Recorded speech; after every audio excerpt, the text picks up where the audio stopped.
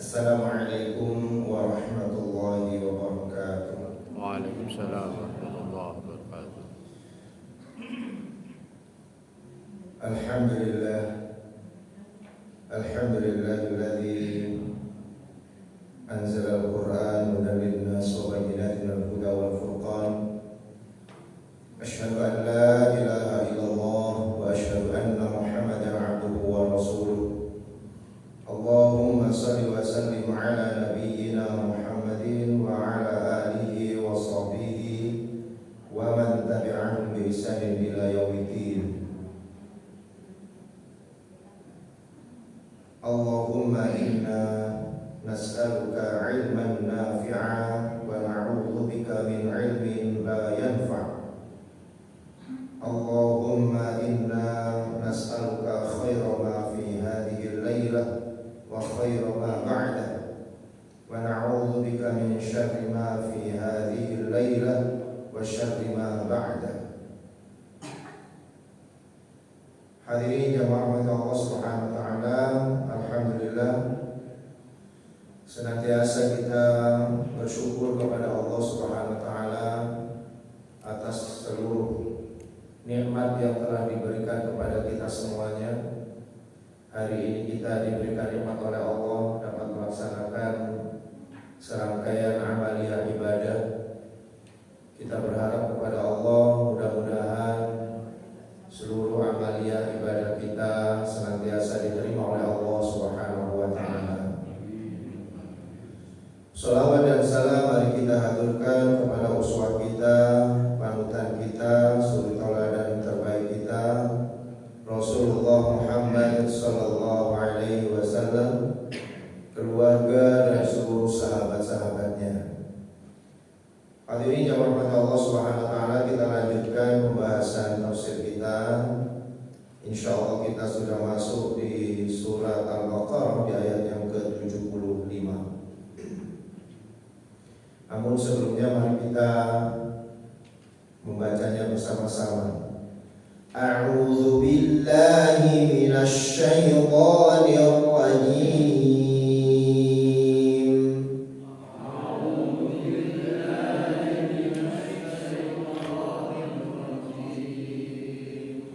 Bismillahirrahmanirrahim.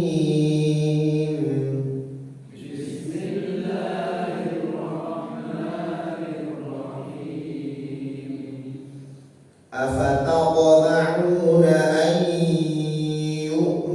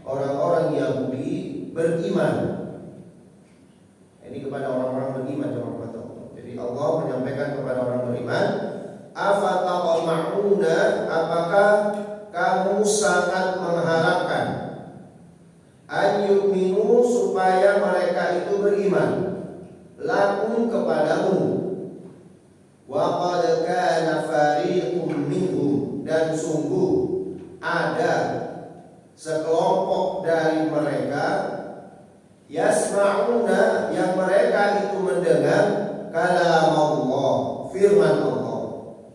Sungguh ada di antara mereka, salah satu kelompok di antara mereka yang mendengar kalam Allah, firman Allah. Tsumma yuharrifunahu, kemudian yuharrifunahu, mereka merubahnya, min ba'di ma aqaluhu, setelah mereka memahaminya, wa hum ya'lamun, dan mereka mengetahuinya. Nah, jemaah mata Allah Subhanahu wa taala, sebab daripada turunnya ayat ini di tengah-tengah membicarakan keburukan bangsa Yahudi adalah ada keinginan kuat dari orang-orang muslimin Ansor yang pada zaman dahulunya mereka itu merupakan tetangga orang-orang Yahudi. Jadi orang-orang Ansor sebelum masuk Islam, ya, ketika mereka masih musyrik, mereka itu adalah tetangga daripada orang-orang Yahudi. Di antara orang-orang Yahudi yang tinggal di Madinah, yaitu suku daripada Bani Quraidah. Bani Quraidah ini adalah orang Yahudi yang tinggal di Madinah. Mereka sudah terbiasa hidup dengan orang-orang Madinah pada saat itu, orang-orang Ansor pada saat itu. Sehingga di antara mereka ada yang sangat akrab sekali dengan orang-orang Yahudi. Bahkan ada di antara mereka yang satu saudara sepersusuan. Jadi zaman dulu, zaman umat Allah itu sudah menjadi sebuah adat, ya. Ketika seseorang itu melahirkan anaknya, itu tidak langsung disusui oleh ibunya, tetapi diserahkan kepada orang-orang, ya, biasanya orang-orang pedalaman atau orang-orang yang memang mereka ini mencari penghasilan dari menyusui, ya, anaknya orang-orang tersebut. Sehingga kemudian berlakulah hukum yang namanya saudara sepersusuan. Jadi nasab itu nanti ada dua, ya orang-orang, ya. Nasab itu dibagi menjadi dua. Ada nasab yang sifatnya mu'abbad namanya, nasab yang selama-lamanya jadi nasab, tidak bisa terputus itu. Ada yang kedua nasab ghairu mu'abbad, atau yang disebut sebagai mu'aqqad, temporal. Karena ada sebabnya maka dia menjadi bernasab, menjadi mahram maksudnya, ya, menjadi mahram. Nah, nanti kalau sebabnya hilang, maka kemahromannya juga hilang. Itu namanya mahram mu'aqqad. Jadi ada mahram mu'abbad, ada mahram mu'aqqad, ya. Nah, kalau mahram mu'abbad, mahram yang selama-lamanya, itu bisa disebabkan satu karena nasab, yang kedua disebabkan karena musholahah, karena pernikahan, dan yang ketiga disebabkan karena rogoah, karena sepersusuan tadi. Ya, kalau nasab secara mahram secara nasab, insya Allah semuanya sudah paham, ya. Kalau kita ke atas, ya bapak ibu kita itu mahram kita. Yang betul mahram, ya, bukan muhrim, ya. Kalau mahram itu adalah orang yang haram dinikahi. Maksudnya mahram itu adalah orang yang haram dinikahi. Kalau muhrim itu adalah orang yang memakai baju ihram. Jadi orang yang memakai baju ihram ketika dia sedang umroh ataupun haji, orang yang memakai baju ihram itu disebut muhrim. Kalau mahram tadi itu adalah orang yang haram dinikahi. Artinya orang-orang yang menjadi mahram kita itu kita haram untuk menikahinya. Makanya ada yang mu'abbad, ada yang selama-lamanya kita nggak boleh nikahin orang tua kita, nenek, kakek kita, nggak boleh itu selama-lamanya. Saudara kita, sebapak maupun seibu, ya, emas, adik, dan seterusnya. Kemudian anak daripada saudara kita, apa namanya kalau anak dari saudara kita itu? Ponakan, ya. Nah, ponakan itu adalah mahram kita secara nasab, ya. Kemudian anak kita ke bawah, cucu dan seterusnya itu adalah mahram. Kemudian saudara dari orang tua kita, kandung, saudara kandung, ya, saudara dari bapak kandung ataupun saudara dari ibu kandung kita, paman, paklik, bule dan seterusnya, itu adalah masih mahram kita. Adapun suami atau istrinya bukan mahram, ya, suami atau istrinya bukan mahram. Yang jadi mahram itu yang menjadi saudara kandung daripada bapak kita. Suami atau istrinya bukan, anaknya juga bukan, ya, anaknya itu berarti sepupu. Nah, sepupu itu bukan mahram. Jadi boleh Pak, misalnya saya menikah dengan sepupu saya misalnya, itu diperbolehkan karena itu bukan mahram. Anak daripada paman kita itu bukan mahram namanya. Nah, ini namanya mahram mu'abbad. Ini selama-lamanya. Saya dengan bibi saya yang langsung dari ibu saya, misalnya adiknya ibu saya, itu mahram selama-lamanya sudah. Ada juga mahram musyawarah. Mahram musyawarah itu ya mahram karena pernikahan, misalnya saya dengan mertua saya. Nah, itu jadi namanya mahram mu'abbad. Walaupun misalnya sudah cerai misalnya, baik cerai hidup maupun cerai mati, tetap dia akan menjadi mahram mu'abbad, menjadi mahram selama-lamanya. Bukan berarti kalau sudah gak sama anaknya berarti boleh menikah dengan ibunya gitu, nggak boleh, tetap tidak diperbolehkan karena itu menjadi mahram mu'abbad. Adapun adik saudara daripada istri kita itu bukan mahram mu'abbad, dia mahram mu'aqqad, mahram temporal saja karena kita masih sedang menikah dengan saudaranya. Kalau saudaranya itu cerai dengan kita, mau cerai hidup ataupun mati, maka kita boleh menikahi dengan adiknya. Nah, itu namanya mahram mu'aqqad namanya, ya, mahram yang karena ada ilahnya, ada sebabnya menjadi mahram. Contoh lain siapa? Istri orang. Nah, itu mahram kan? Mu'aqqad kan? Ya, mu'aqqad. Karena masih jadi istrinya orang. Kalau sudah gak jadi istrinya orang, boleh gak dinikahi? Boleh. Boleh. Kalau mau terserah kan gitu. Nah, itu namanya mu'aqqad namanya. Ya, jadi kita menjadi mahram, menjadi haram dinikahi itu disebabkan karena ada, ya itu tadi ya, sebabnya. Itu namanya mu'aqqad. Beda dengan yang mu'abbad. Nah, sepersusuan itu jadi mu'abbad. Ya, misalnya kita pernah disusuin oleh orang lain, tetangga kita misalnya. Ya, waktu kita nangis, ibu kita pas belanja apa misalnya ya ke tetangga lama sekali, akhirnya sama tetangga kita kasihan disusui Pak. Ya, disusuin misalnya. Nah, itu kita menjadi mahram mu'abbad tuh. Sama ibu yang menyusui kita itu menjadi mahram mu'abbad. Ibu kita seperti ibu kandung jadinya. Nah, itu menjadi orang yang haram dinikahi selama-lamanya sudah. Begitu pula dengan bapaknya dan tapi kemudian dengan saudara juga seperti itu. Nah, ini namanya mahram karena susuan. Makanya kalau jenengan misalnya pernah menyusui anak tetangga atau anaknya siapa gitu, beritahu dulu kamu itu pernah saya susui gitu ya. Nah, supaya jangan sampai menikah dengan anaknya gitu loh. Misalnya ibu ini pernah menyusui, ya, enggak bilang-bilang. Terus anaknya ini ternyata suka dengan anaknya ibu yang menyusui tadi. Mau menikah, baru dibuka. Nah, sebenarnya kamu dulu itu pernah saya susui. Jadi kamu juga anak saya. Bahwa itu sudah langsung sakit hati juga. Sudah kan jatuh cintrong gitu ya istilahnya. Ya, ternyata tahu bahwa itu adalah saudara sepersusuan. Gak boleh menikah selama-lamanya itu. Gak boleh nikah selama-lamanya. Kalau sudah kado nikah gimana? Diceraikan. Karena haram hukumnya. Ya. Nah, makanya kalau pernah menyusui, dan menyusui itu tidak sekedar satu cecepan, dua cecepan ya. Para ulama sepakat bahwasanya menyusuinya harus sampai kenyang. Jadi kira-kira bayi itu kenyang lah. Ya. Berapa susuan, 5 atau berapa lebih lah. Pokoknya kalau dia sampai kenyang, nah itu berarti menjadi mahram sepersusuan. Dan belum genap usia 2 tahun.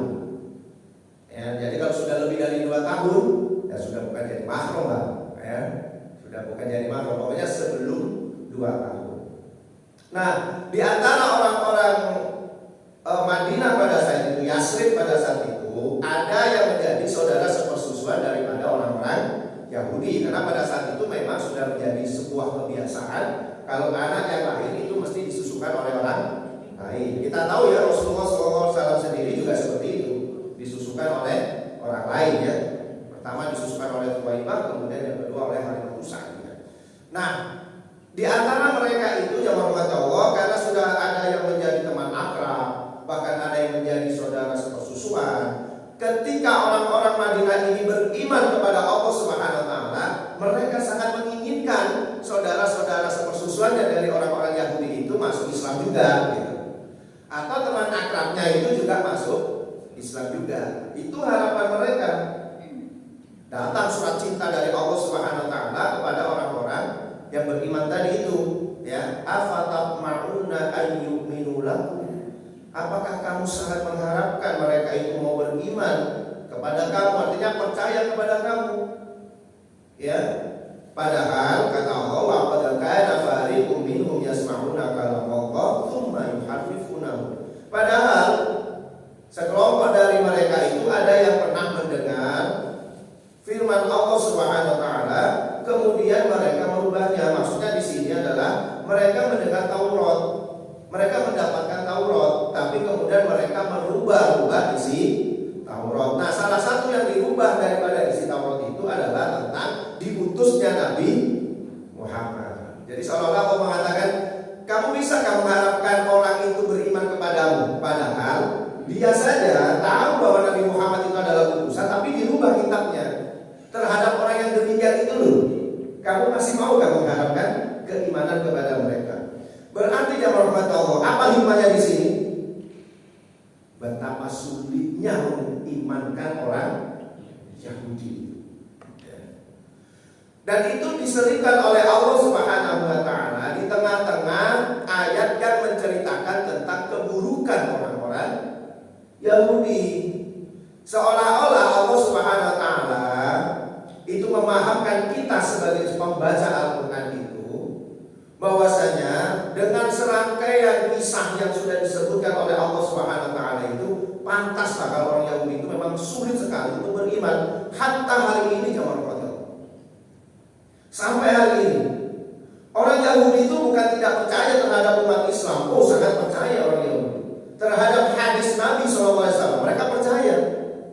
Di antara hadis Nabi yang mereka percayai adalah nanti di akhir zaman Rasulullah SAW pernah bersabda bahwa nanti di akhir zaman akan turun Imam Mahdi yang akan memerangi orang-orang Yahudi.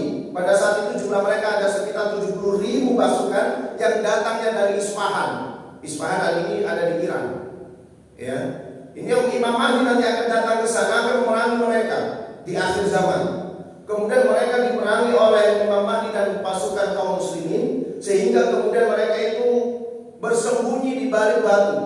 Dan kemudian batu itu kemudian mengatakan kepada orang-orang beriman, wahai orang-orang beriman, di belakangku ada orang Yahudi. Sehingga kemudian orang beriman begitu mudahnya membunuh orang-orang Yahudi itu tersebut. Tetapi kata Rasulullah, mereka akan bersembunyi di balik pohon-pohon khorqat, kata mereka. Ya. Ketika mereka bersembunyi di balik pohon-pohon khorqat itu, maka mereka ini bisa selamat. Nah, hari ini jamaah rahmat Allah di Israel itu sekarang lagi digalakan menanam pohon khorqat. Mereka begitu yakinnya gitu dengan hadis Nabi SAW, tapi tidak mau beriman. Padahal mereka yakin ya dengan ini kan nubuah namanya. Saya tidak mengatakan ramalan, kalau ramalan itu dukun Pak ya. Tapi ini nubuah gitu loh. 14 abad yang lalu Rasulullah mengatakan seperti itu. Ternyata orang Yahudi itu tetap yakin dengan sabda Nabi karena mereka tahu bahwa Muhammad itu adalah utusan Allah. Loh, sampai hari ini loh mereka itu sulit sekali untuk beriman kepada Allah Subhanahu wa taala. Itu luar biasa ini. Ya, padahal mereka yakin bahwa nanti ada pohon khorqat dan seterusnya ya. Yang beberapa tahun yang lalu sempat kebakaran karena musim panas yang berkepanjangan di Israel, sehingga kemudian ya biasa kalau sesuatu yang kering dengan yang kering itu bergesekan akhirnya terbakar. Ya, kemudian beberapa waktu yang lalu juga lagi seru-serunya perang antara Israel dengan Brigadir Al-Qassam, kemudian diluncurkan beberapa roket itu, salah satunya yang mengenai hutan-hutan golpot sehingga kemudian terbakarlah pohon mereka itu. Ya. Nah ini mereka itu beriman gitu, percaya dengan apa yang disampaikan oleh Rasulullah. Padahal mereka tidak mau beriman. Apalagi di zamannya Rasulullah, ya. Sampai diberitahukan seperti itu oleh Allah Subhanahu wa taala, apakah kamu masih sangat menginginkan mereka itu beriman? Padahal di antara mereka itu ada yang sudah mendengar Taurat, tapi kemudian merubah-rubahnya, yuharifunahu min ba'di ma aqaluhu, setelah mereka tahu isinya, setelah mereka paham betul, ya, bahwasanya nanti akan ada nabi yang akan diturunkan dengan ciri-ciri seperti ini. Mereka paham, kemudian dirubahlah ayat tersebut. Tapi jamaah rahmat Allah Taala, kita lihat tafsirnya di dalam tafsir Al-Muyassar ini. Ayyuhal muslimun, anasitum af'ala Bani Israil. Wahai kaum muslimin, kamu lupakah dengan perbuatan Bani Israil itu? Ya, seolah-olah Allah Subhanahu wa taala karena saking inginnya ini orang-orang beriman, ya sama lah dengan hari ini kita sangat menginginkan mereka itu, aduh, seumpama saja mereka beriman. Mereka itu sudah dekat loh dengan Al-Aqsa. Ya, sudah sangat dekat sekali dengan Al-Aqsa. Itu kan sumber hidayah di situ sebenarnya, jamaah Allah. Karena Al-Aqsa itu termasuk Baitul Muqaddas, tanah yang disucikan. Jadi tanah yang disucikan oleh Allah Subhanahu wa taala di dunia cuma dua saja, yaitu Mekah dan Madinah, dan juga Palestina.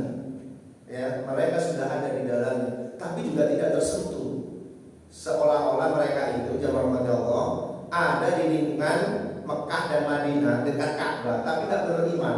Ini kan keterlaluan namanya. Orang sudah ada di dekat Ka'bah, energi tentang keimanan itu sangat kuat sekali di sana. Ya, hampir dipastikan orang-orang yang dekat di Mekah dan Madinah itu tidak ada yang bermaksiat. Kalau mereka mau bermaksiat keluar biasanya, ke Jeddah, ya, ke Najd misalnya, mereka keluar. Tapi kalau di lingkungan Mekah dan Madinah, insya Allah tidak ada yang bermaksiat. Ya, maksudnya maksiat besar ya. Kalau maksiat-maksiat kecil ya tidak mungkin orang itu tidak melakukannya, pasti ya tetap melakukannya. Ya. Nah, ini orang-orang Yahudi ini sekarang ini sudah sangat dekat sekali dengan jalur Gaza itu. Bahkan mereka senantiasa berjaga di depan Masjid Al-Aqsa. Tetapi juga tidak bisa menumbuhkan keimanan di dada mereka. Wahai orang-orang muslimun, lupakah kalian apa yang telah diperbuat oleh Bani Israil? Fatumi'at nufusukum an yusaddiqal yahudu bidinikum, sehingga kamu sangat menginginkan sekali orang-orang Yahudi itu membenarkan agamamu. Wa qad kana ulama'uhum yasma'una, dan ada sekelompok ulama-ulama di antara mereka. Nah, jadi yang biasa merubah kitab itu, ayat-ayat itu memang para ulama. Maksudnya ya orang-orang yang lebih paham, ya. Orang yang bisa memainkan hukum itu siapa Pak? Rakyat kecil atau orang yang pandai hukum? Iya. Sama dengan orang yang memainkan agama itu, yang membuat fatwa-fatwa yang ya menyesatkan kadang-kadang itu ya. Itu siapa yang bisa membuat itu? Ya orang yang paham agama aja orang tahu. Gak mungkin orang awam mau memainkan agama, gak bisa. Orang awam mau memainkan hukum, gak bisa. Kalau hari ini misalnya hukum itu semacam dipermainkan, itu yang mempermainkan orang-orang yang pandai hukum. Kalau kita nggak bisa, kita pasal saja nggak hafal, ya, apalagi saya, ya, pasal nggak hafal. Cuma namanya pasal 29 ya di UUD 45. Kalau pasal KUHP sudah itu nggak ngerti lah saya. Ya. Dan itu nggak mungkin kalau orang-orang seperti kita yang Allah mau memainkan hukum, nggak mungkin. Sama dengan orang-orang yang membuat fatwa-fatwa sesat itu, yaitu orang-orang yang pandai agama. Kenapa? Karena mereka mendahulukan hawa nafsunya. Sama orang-orang Bani Israil juga gitu, yang berubah-ubah ayat Allah itu ya ulama-ulama mereka juga. Wa qad kana ulama di antara ulama-ulama mereka yasma'una, mereka mendengar kalam Allah min at-Taurat ini. Ya firman Allah dari kitab Taurat. Tsumma yuharifunahu bi sarfihi ila ghairi ma'nahu sahih ba'da ma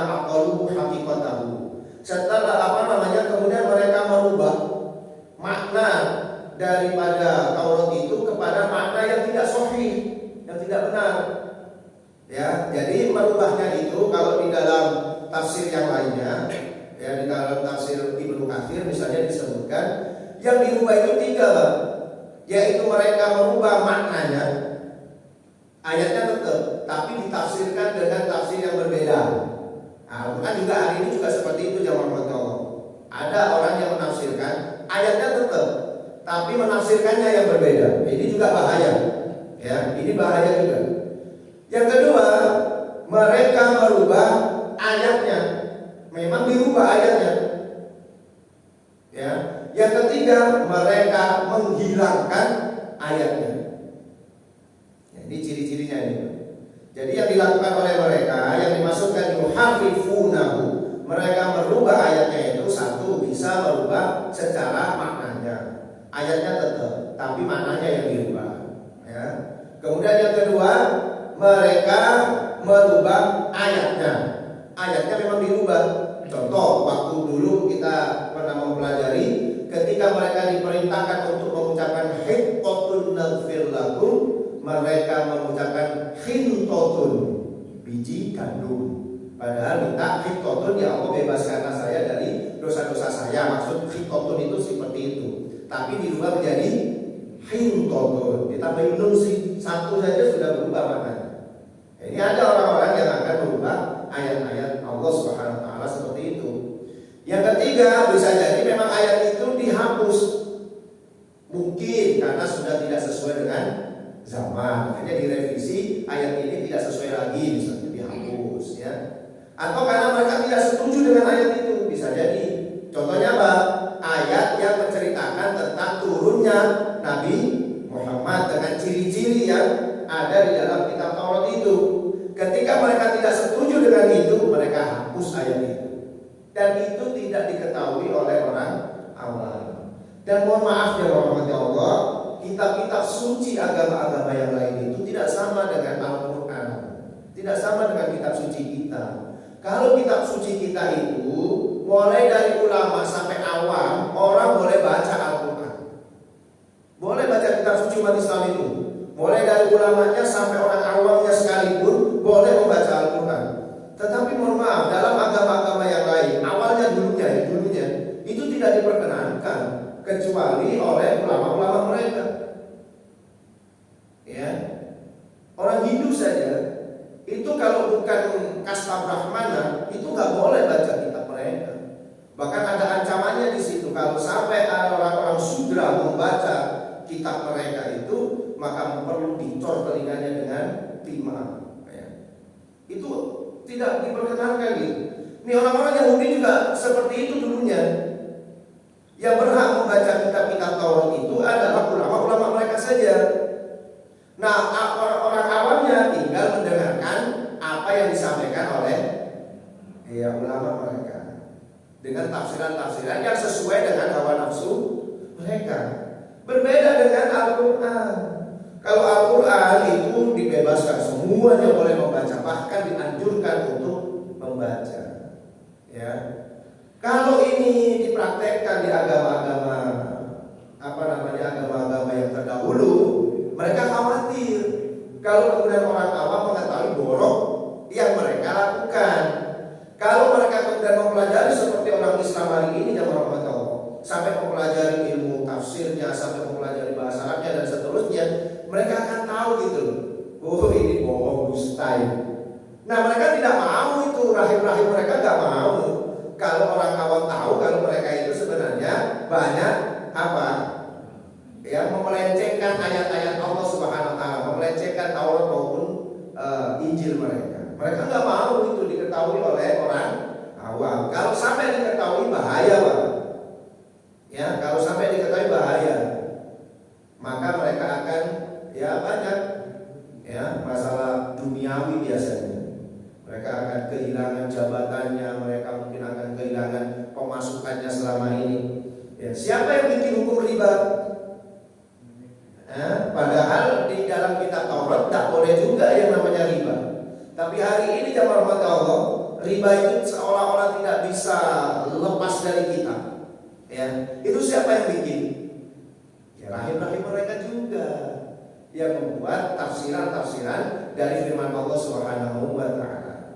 Nah, terhadap orang seperti ini kata Allah Subhanahu wa taala ya pada saat itu disampaikan kepada orang-orang muslim di zamannya Rasulullah, terhadap orang-orang yang seperti ini masihkah kamu sangat mengharapkan mereka beriman? Seolah-olah sebuah kemustahilan orang-orang Yahudi pada saat itu mau beriman kepada Allah Subhanahu wa taala.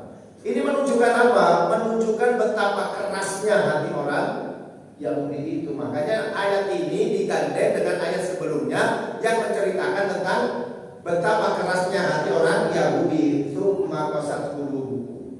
Ya, tsumma qasat qulubuhum. Kemudian sangat atos ya. Sangat keraslah hati mereka. Fahiya kal hijarati aw asyaddu qaswa, sampai seperti batu bahkan lebih keras daripada batu. Ya, susunannya kan kemarin seperti itu yang rahmati Allah ya. Tentang penyembelihannya dulu baru diterangkan sebab kenapa kok disuruh menyembelih sapi itu. Itu ternyata ya ketika diruntut seperti itu oleh Allah Subhanahu wa taala itu ada maknanya, karena akan menjelaskan ayat selanjutnya yaitu afatat mauna ini tadi. Ya, apakah kamu akan sangat mengharapkan mereka beriman padahal hati mereka itu keras, bahkan lebih keras daripada batu. Nah gitu ya. Jadi ayat satu dengan ayat yang lain itu jamaah sebenarnya saling berhubungan saja. Saling berhubungan. Hanya saja kadang-kadang karena keterbatasan pengetahuan manusia itu sulit untuk menghubungkan antara satu dengan yang lainnya. Makanya kalau di dalam Al-Quran itu biasanya dikasih subtopiknya. Ini tentang menceritakan tentang ini, nanti menceritakan tentang ini. Sebenarnya kalau itu dipelajari betul-betul, itu sebenarnya terus bergandeng itu mulai dari Al-Fatihah sampai nanti An-Nas, itu gandeng terus itu sebenarnya. Masih menafsirkan ayat yang di atasnya, masih ada hubungannya dengan ayat di atasnya dan seterusnya. Hanya saja sekali lagi karena memang keterbatasan kita, keterbatasan para ulama ya tentang menyelami samudra Al-Quran yang begitu luasnya ini, ya wajar kalau kemudian mereka tidak menemukan itu karena sangat luasnya jamaah Allah. Bayangin aja berapa tafsir yang sudah dikeluarkan hanya untuk menafsirkan Al-Quran. Ya, betapa banyaknya, mulai dari zaman dulu sampai hari ini masih banyak orang yang membuat tafsir Al-Quran dari berbagai macam disiplin ilmu. Ada yang menafsirkan Al-Quran dari sisi ilmu pengetahuan, ada yang punya buku siapa itu kemarin itu kan matematika Al-Quran. Wah ya, membedah ayat-ayat Al-Quran dari sisi matematika dan seterusnya. Ya wah, nggak apa-apa. Ya, karena begitu dalamnya Al-Quran ini jamaah Allah. Kemudian ayat yang selanjutnya, wa idza laqul ladzina amanu, dan apabila mereka itu bertemu dengan orang-orang yang beriman, ya orang-orang Bani Israil, orang-orang Yahudi itu apabila mereka bertemu dengan orang beriman, qalu, mereka mengucapkan amanna, kami beriman. Ini ciri-ciri orang munafik ya. Jadi ayat awal-awal dulu ya, sudah ada ayat seperti ini. Wa idza khala ba'dhum ila ba'din, dan apabila sebagian mereka kembali kepada sebagian dari di antara mereka, ya, ketika mereka kembali dengan kelompok mereka maksudnya, qalu, mereka kemudian mengatakan, atuhadditsunahum, apakah kamu beritahu mereka itu orang yang beriman, bima fatahallahu alaikum, terhadap apa yang sudah dibukakan Allah kepada kalian, artinya yang sudah diterangkan Allah kepada kalian, liyuhajjukum bihi, ya supaya mereka itu menjadikan hujjah, argumentasi kepada kalian nanti ya, inda rabbikum, di sisi Tuhan kalian. Afala ta'qilun, tidakkah kalian memikirkannya ya. Jadi jamaah Allah Subhanahu wa taala, ketika orang-orang Yahudi ini bertemu dengan orang yang beriman, mereka itu mengatakan kami telah beriman. Ya, tidak hanya seperti itu sebenarnya ngomongnya. Kami beriman kepada agamamu, kami beriman kepada Muhammad itu sebagai utusan Allah, sebagaimana yang sudah ditulis di Taurat kami. Nah, mereka sampai ngomong kayak gitu. Tapi ketika mereka balik ke kelompok mereka ini dicerca sama teman-temannya sendiri. Loh, kamu sampaikan yang ciri-ciri Muhammad itu yang ada di Taurat itu kepada orang beriman. Bahaya itu. Kalau nanti sampai mereka itu menjadikan itu hujah, menjadikan argumentasi di sisi Allah pada hari kiamat untuk mencelakakan kamu, itu bahaya. Nanti kan umatnya Nabi Muhammad ini kan menjadi saksi jawab Allah. Ya. Ketika wa kadzalika ja'alnakum ummatan wasatan litakunu syuhada'a 'alan nas. Itu ayatnya dalam surat Al-Baqarah ya, di ayat 143 juz 2. Setelah saya urus sufaha dan nasi dan seterusnya, kemudian ayat selanjutnya adalah dan demikianlah kami menjadikan kamu umat yang tengah-tengah, umat dan wasatan. Untuk apa? Supaya kamu menjadi saksi kepada setiap manusia nanti. Jadi nanti kita ini itu akan menjadi saksi bagi umat-umat terdahulu. Ya. Nah, orang Yahudi itu tahu kalau umatnya Nabi Muhammad itu pasti akan menjadi saksi mereka juga gitu. Makanya ketika di sebagian orang-orang munafik ini bertemu dengan orang yang beriman, kemudian mereka mengatakan saya beriman juga seperti kamu ya, karena Muhammad itu ada di dalam kitab Taurat kami, dia menjadi nabi, hanya saja dia menjadi nabi kalian, gitu. Hanya menjadi nabi kalian saja, tapi kami beriman. Nah, ketika mereka balik ke kelompok mereka dicerca. Jangan disebutkan kalau di dalam Taurat itu ada nama Nabi Muhammad, bahaya itu nanti. Kan itu bukti otentik itu, menurut mereka ya. Kalau dalam persidangan ini apa namanya? Bukti ya, bukti ya. Nah, ini nanti jadi bukti nih bahwa ternyata di dalam Taurat itu sudah disampaikan oleh Nabi Musa akan ada Nabi akhir zaman dengan ciri-ciri seperti ini. Kalau kemudian mereka tidak beriman, nanti di hadapan Allah bisa saja mereka ngeles.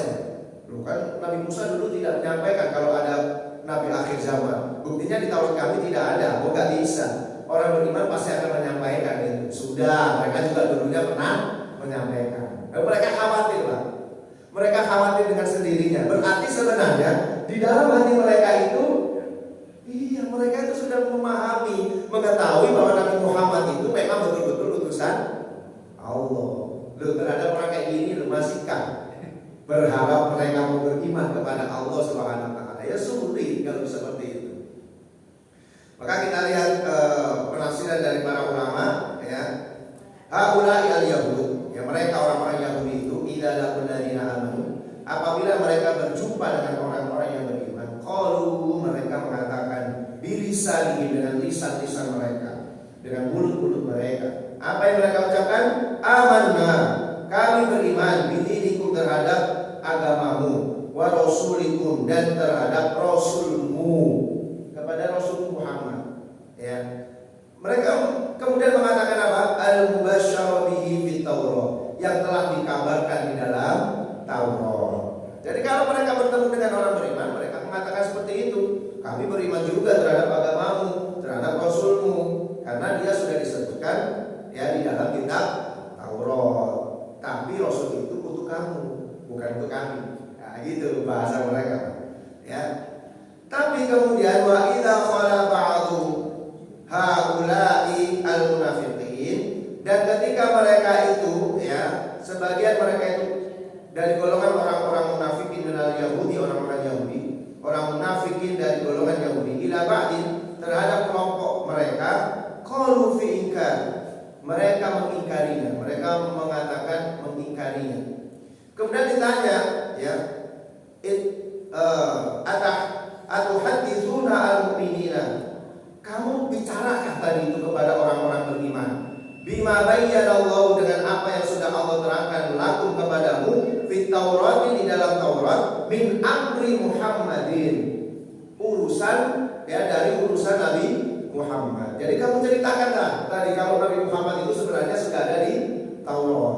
Ya, mereka khawatir juga ya, sampai mengatakan seperti itu. Litakunu lahumul hujjah, yang itu nanti akan menjadikan hujjah bagi kalian, alasan bagi orang-orang mukmin untuk menjatuhkan kalian nantinya, memasukkan kalian ke dalam neraka. Ya, inda rabbikum yaumal qiyamah, di sisi Tuhan kalian pada hari kiamat. Afala tafqahuna, enggak ngertikah kamu seperti itu tadi? Nah, jadi podo ilo-iloan ini. Ya, ilo kok macam. Ya. Ya kalau mungkin bahasa kita itu goblok kan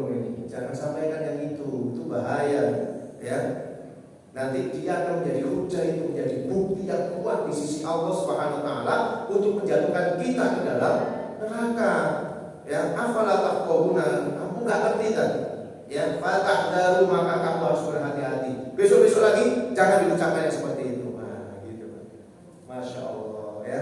Jadi ini jamaah Allah Subhanahu wa taala, betapa buruknya ya sifat orang-orang Yahudi yang digambarkan oleh Allah Subhanahu wa taala. Memang betul lah, ini Yahudi yang digambarkan ya. Kalau yang cerita-cerita sebelumnya adalah Yahudi di zamannya Nabi Musa, tapi kalau yang ini tadi adalah gambaran kaum Yahudi di zamannya Nabi Muhammad SAW. Mereka sama saja sebenarnya, karena mereka mewarisi sifat itu dari nenek moyang. Nah pertanyaannya, apakah Yahudi yang zaman sekarang itu juga masih sama dengan yang digambarkan oleh Allah Subhanahu wa taala? Masya Allah. Mungkin saya kemarin dikasih artikel ya tentang apa globalisasi, ada Illuminati dan seterusnya. Masya Allah ya, kita itu sudah nggak bisa lepas dari pengaruh mereka dari sisi politik, ekonomi, macam-macam semuanya ya. Karena mereka tujuannya satu, ingin membuat tatanan negara baru yang dipimpin oleh mereka ya. Masya Allah. Dan ini gambaran ya. Tentunya hari ini mereka lebih dahsyat lagi karena semakin berkembang keilmuan mereka kan gitu ya. Yang bisa kita lakukan, kita harus berhati-hati sama Allah Subhanahu wa taala. Jangan sampai ya kita terperdaya oleh bujuk rayu mereka gitu. Jangan sampai juga di keluarga kita ada orang-orang yang digambarkan oleh Allah seperti orang Yahudi seperti ini, yang menjadi orang munafikin dan lain sebagainya. Nauzubillah min dzalik. Demikian yang kita pelajari, mudah-mudahan menjadi ilmu yang bermanfaat dan mudah-mudahan Allah menjauhkan kita yang rahmat Allah dari sifat-sifat seperti orang Yahudi dan seperti orang-orang munafik ini. Amin ya rabbal alamin. Subhanallahumma wa bihamdika asyhadu an la ilaha illa anta astaghfiruka wa atubu ilaik. Wal 'afwa minkum. Assalamualaikum warahmatullahi wabarakatuh. Waalaikumsalam warahmatullahi wabarakatuh.